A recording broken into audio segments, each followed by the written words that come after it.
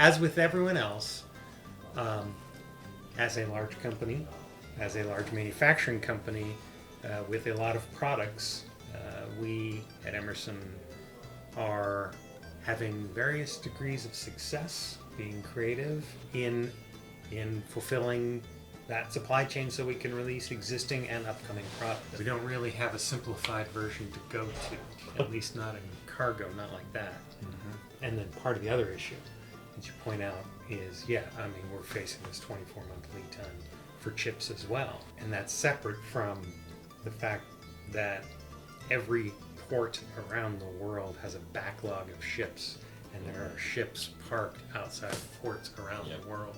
I think it's something like there's only 10% of the cargo, some ridiculously small, I'm not sure what the number is, percentage of cargo containers are currently available for shipping because the rest of them are already sitting on ships waiting to get unloaded.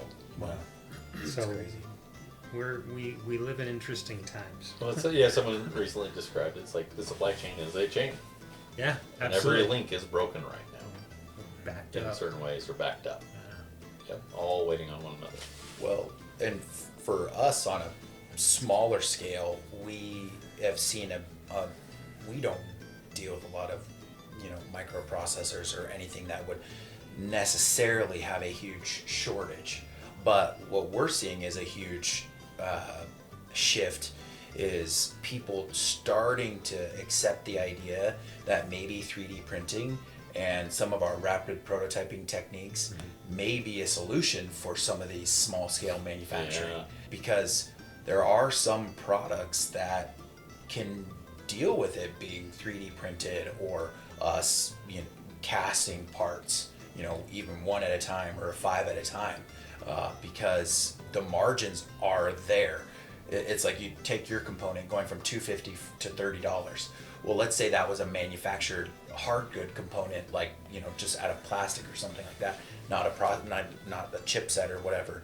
It's like, well, I can 3D print that.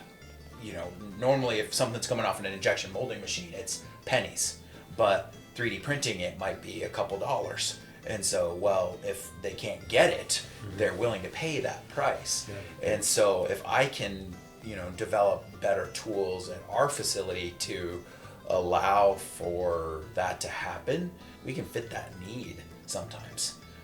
And you just kind of have to deal with it as the manufacturer. Those prices have to come out of somewhere, right? But at least you're getting product out there, and your product line isn't staying stagnant, and you're still maybe building enough product to engage the right people.